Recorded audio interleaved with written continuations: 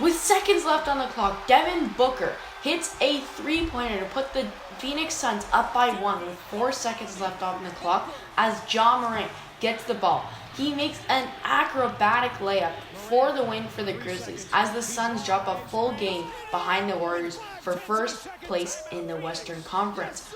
What's going on, guys? This is the NBA Recap. I'm your host, Evan, and if you are new to this channel, we do this every single day. So if you want to stay in touch with all the NBA games and news, like and subscribe. So we're going to be breaking down the Grizzlies vs. Suns game, the amazing performances off the bench by Jordan Clarkson and Jaylen Nowell, as well as the high-scoring extravaganza from the Bulls and Hawks, with Trae Young coming back from protocol in this one. So without further ado, let's get into it. So, like I mentioned in the intro, this game with the Suns and the Grizzlies was amazing. Both sides were going at it, and both sides were electric, as this was an exciting game to watch.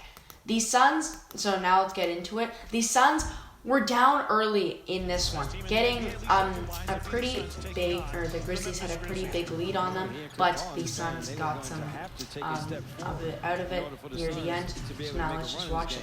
So, big dunk right there, like you can see, over Michael Bridges, as the Suns had a good day.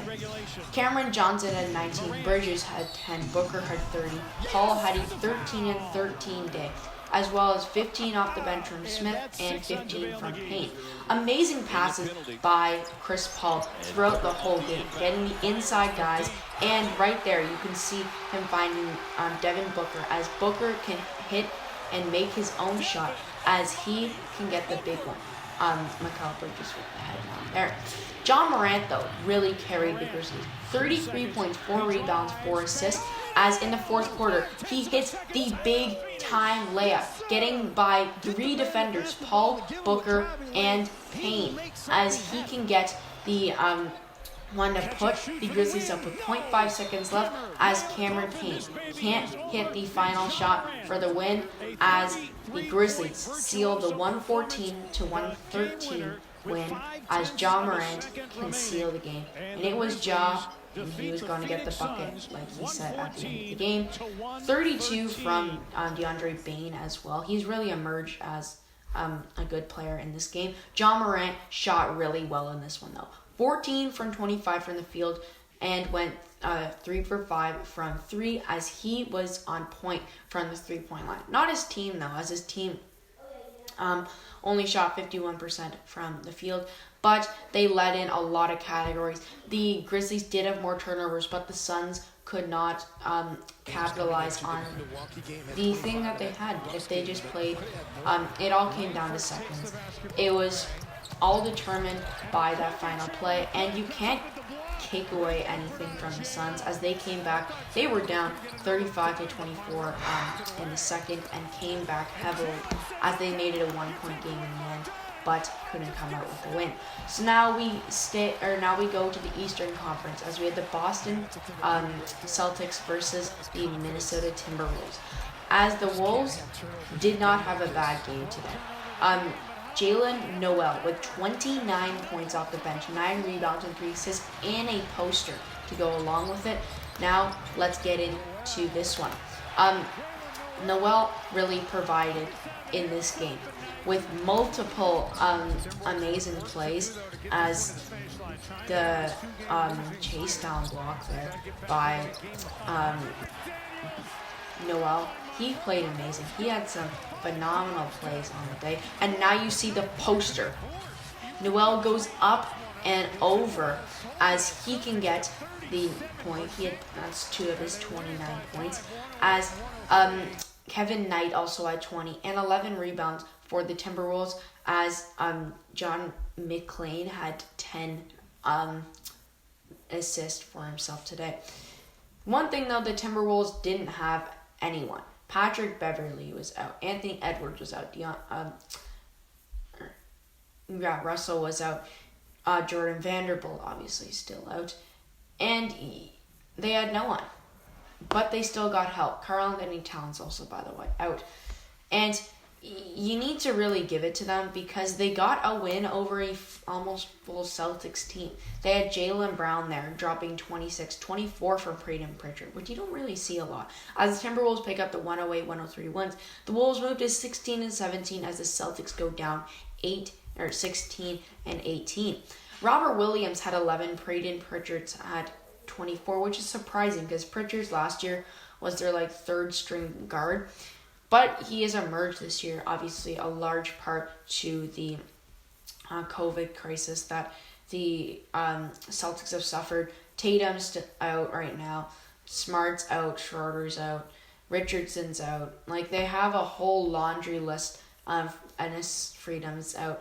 They have a whole laundry list of players that are out right now. They literally only had 8 guys playing, and off the bench, 2 of them didn't really play a lot. And it was heavily led by the starters. Pritchard's played 45 minutes, almost the whole game, which you don't see a lot from a bench player. But he did perform. He did help out. I just don't think that was the move to put, or that they could. I feel like they could have maybe signed a few more players. I don't see Pritchard starting. Now we go to the Western Conference as we have the San Antonio Spurs versus the Utah Jazz. The Jazz have been good recently with many wins, in particular to Rudy Gobert's amazing performances.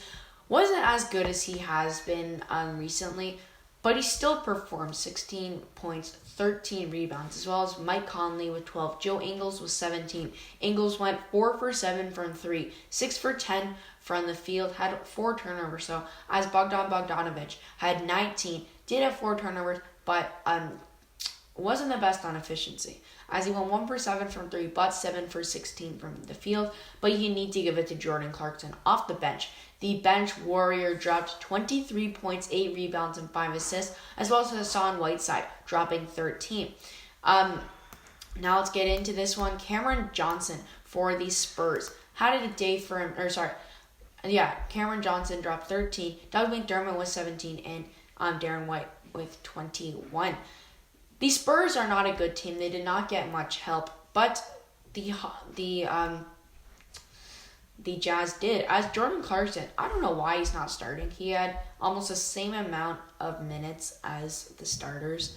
He just was off the bench. Amazing move there. Spun around the defender. As Utah really need a lift from him, as they still don't have Donovan Mitchell, which is kind of big. As overall, it was a good game by both teams, but you can really see the difference in the when you look at the score from the first quarter, 34-27. Then you go to the second, 19-16, 29-27. The Spurs did make a comeback in the later parts of the game as they won the fourth quarter, 34-28. But they could not make up for the damage that they got themselves in, as Greg Popovich can shake his win goodbye as the Jazz won 110-104. The Jazz go to 24-9 as the Spurs go to 4-19. The Jazz are actual contenders this year. Third in the Western Conference, only 3 games behind first. They're not bad. They're up there in contention. And as the Suns lost today, as the Jazz are winning, they can make some ground. They can become what they were last year, the number 1 team in the West. Hopefully they don't have to face a tougher team in the playoffs. But right now they would be looking to play the Nuggets, Clippers, or Mavericks. I can see them winning those games, as they can make a playoff push if they really put their minds to do it. So now we are going to the Eastern Conference as we have the big game between the Bulls and the Hawks. Trae Young is back off of COVID protocol as he's been out for a while, and the Hawks have been struggling. 15-18 record. They haven't been phenomenal, but who has been DeMar DeRozan, like you see there, he's hitting a lot of shots, getting shots from his spot in the mid-range and making passes on a hockey assist, getting to White as he can get it, to Levine as he can throw down a dunk contest one as he gets and goes up and in on that one. Nikola Vucevic with a flying Zach LaVine down the court. LaVine goes up, dribble in as he caps off a 23-point first quarter as he finished the game with 30 and 37 minutes for himself today. DeMar DeRozan, though, stole the show. Like you can see here, he was amazing, finding the inside guy in Kobe White who can slam it down.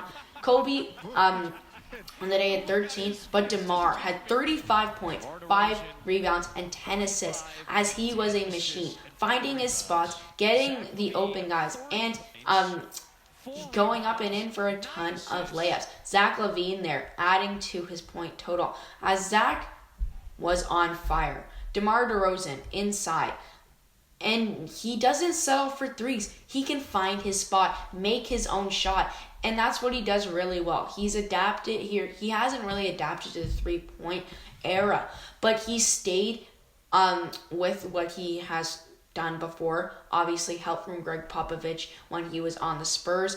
Big shot there by Nikola Vucevic off the backboard, really using the shot clock, moving around guys and finding the open one.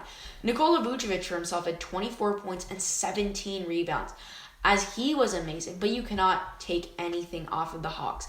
As Cam Reddish had 33, 20 from Bogdanovic, 29 from Trae Young in his return, and they got no help. 4 from Brown, 4 from Capella. You still can't take off of Capella. He had 16 rebounds. But 4 from Brown, 12 from Jing, 6 from Mays, 4 from Hill, 2 from Stevenson. They got almost no help as the game went to the Bulls, as they won 130-118, as the Hawks really cannot get by a team with 2 guys scoring over 30 points, a guy with 24 points and 17 rebounds, and some help from Kobe White, and Jamal Green as they finished the game, and they're 21-10 as the Hawks move to 15-18.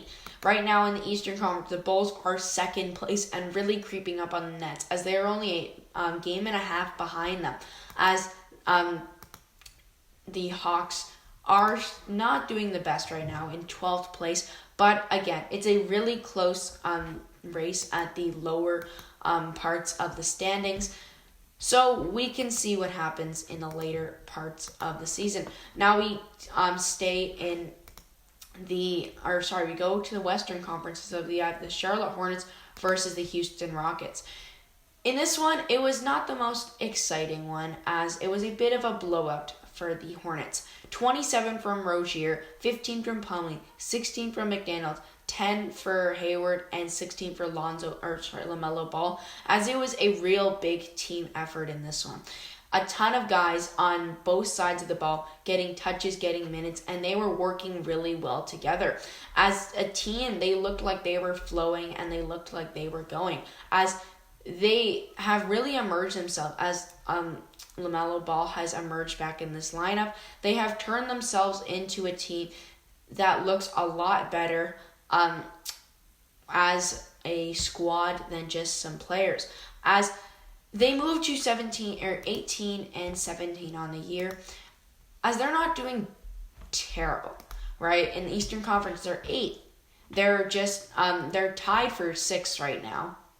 There's 3 games behind 5th. Like it's a close game. It's a close rise, and if they can stay in this spot tied for in this position, they can get some places higher than the Sixers and the Wizards. They can become a team that is actually sort of scary. As, also Oubre off the bench did not let out, as he had 18 for himself today. If you saw that dunk before. Terry Rozier with 14 of his game-high 27 points in the fourth quarter to really help the Hornets seal the game, as he led in the first, second, third, and fourth quarter. As a team, the Hornets scored 29 points. The Rockets are not a good team. We all know that, and they had no one. Christian Wood had 16 and 9, and that was a high for themselves. Daniel Tice was in this one. but they had no one, and they're just not good. That's all I have to say. They're not good. Now I'll just do a fast cap of our last 2 games because the time is running down. The Brooklyn Nets won 124-108 against the LA Clippers. The Clippers are still without Paul George and Kawhi Leonard, obviously, with Marcus Morris Sr. starting in this one as he had 24 points and got almost no help. You can't blame him. He's a one-man show right now with almost no help from the rest of his team. So was James Harden, though, but he did have more help, and that's what really showed. He also had 39 points, 15 assists. See, you can't count him out. Blake Griffin and him really worked well together. 15 from Griffin with 9 rebounds, as well as 18s across the board from Mills and Claxton, and 12 from DeAndre Bembry. Almost no help from the rest, but still got the win. Now, the Portland Trailblazers, obviously we know that Damian Lillard needs the help. He has no one on his team that can really help him except for like Norman Powell. But you look at the rest of his team, and they're not good. CJ McCollum is inactive right now, so he got no help. Admir Little with 20 points, 10 rebounds, 26 from Dame, 15 from Norman Powell, 12 from Nance Jr., and nothing. That's been the talk of the show for the Trailblazers this year. Lots from Dame, nothing from else. But you cannot discredit the Mavericks and just saying that it was all the Trailblazers, as Porzingis had 34. 22 from Dwight Powell, 14 from Denny Finney-Smith, and 18 from Knight off the bench, as they had a really good team effort as the Dallas Mavericks won 134-117 against the Trailblazers as they moved to 16-17, and the Blazers moved to 13-24. All right, that will do it for our NBA recap today. We are going to be making an all-star video for our choices. If you want to stay or see that, like and subscribe. Thanks for watching. See you guys tomorrow. Have an amazing day. Bye.